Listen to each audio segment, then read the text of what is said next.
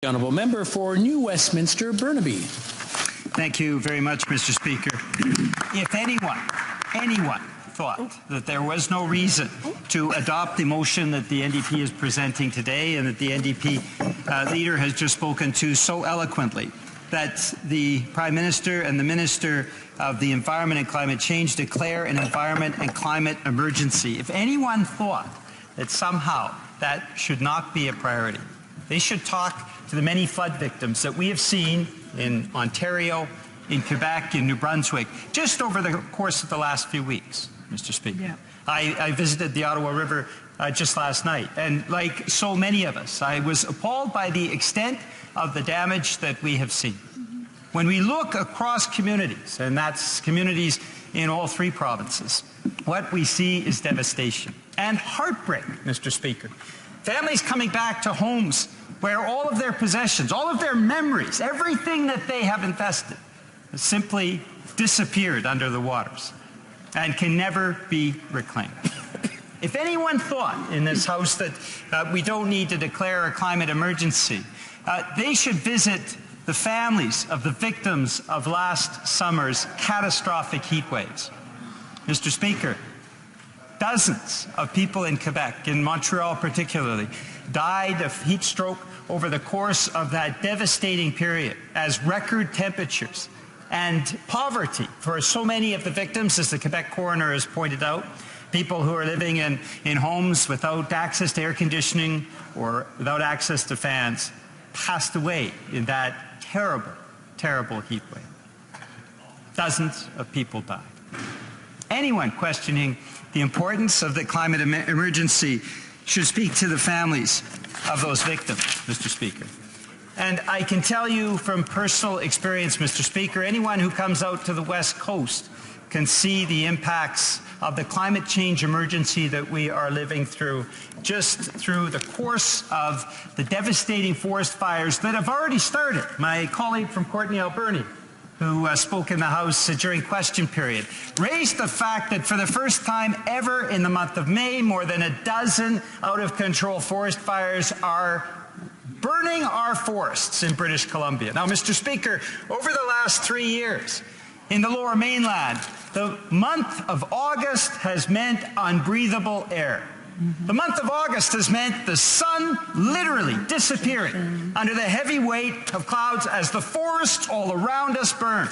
Anyone who thinks for just a moment that we are not living through a climate emergency, let alone the devastating typhoons and cyclones and hurricanes that we are seeing, categories that did not even exist a decade ago, now exist and are carrying devastation throughout coastal areas.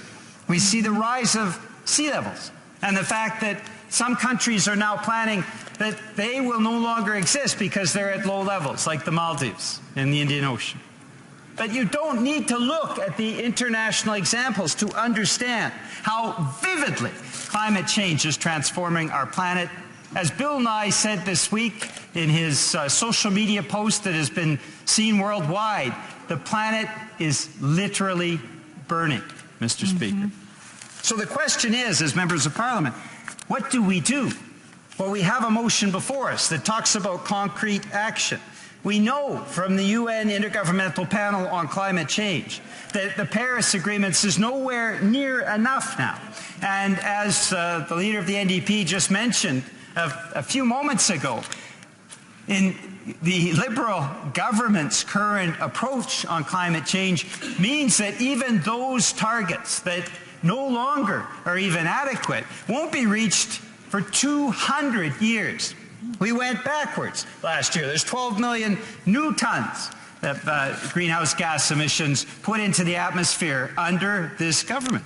And so we do not have any of the luxury of delay. We see the impacts on the ground.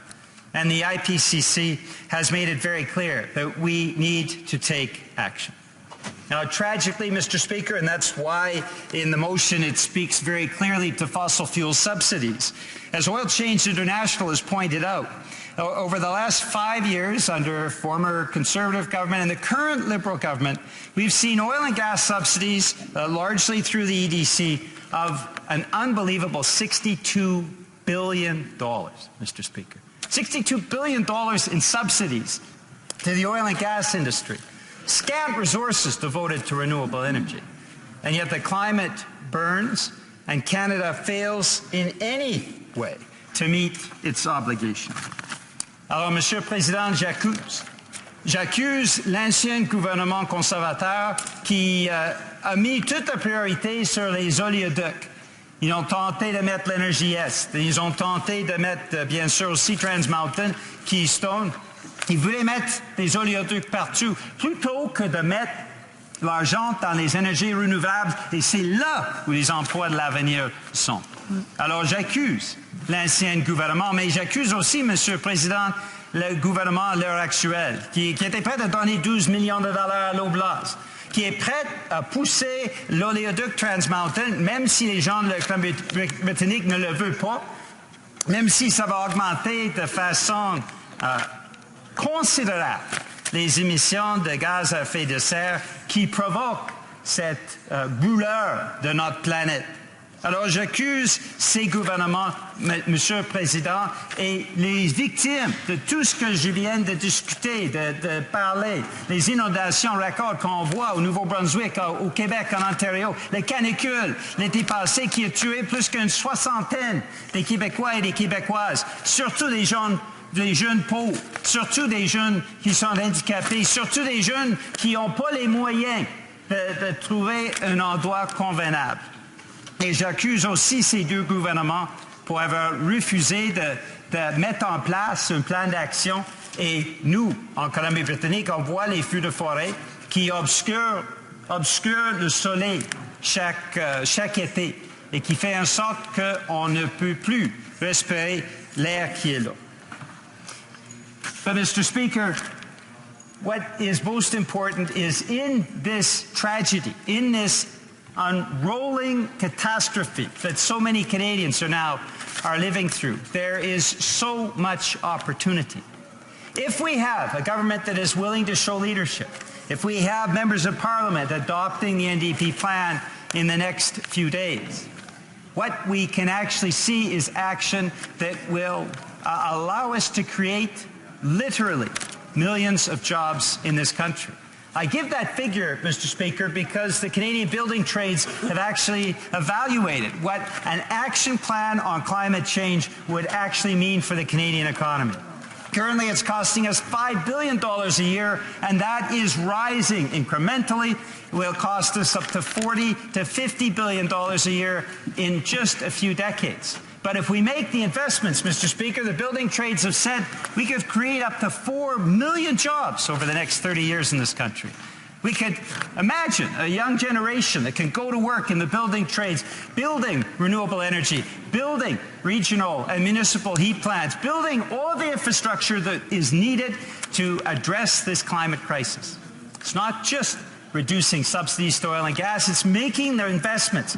And as I mentioned, $62 billion in the oil and gas sector has not created the jobs that $62 billion in the renewable energy would have created. These are the kinds of investments that will make such a difference, Mr. Speaker. So there's a dream behind this that I think most Canadians share, most Canadians that have suffered through the increasing number of climate change events. Their dream is that parliamentarians will vote yes on this motion. Their dream is that we will have a government that will actually take action, that will remove the fossil fuel subsidies, invest in renewable energy, show the transparency that is so important for us to battle back and to beat climate change. And our dream is very simple, Mr. Speaker. A springtime where we are not hearing about communities devastated by record levels of flood due to climate change. Summers where in the area of the lower mainland of British Columbia, you'll be able to walk outside and breathe the air like I remember when I was a kid. And yet we haven't seen that over the last few years. But when I was a kid, in August, it was a wonderful time. You could breathe the sea air. You could see the sun and the mountains. That no longer happens, at least recently, because we haven't taken action, Mr. Speaker.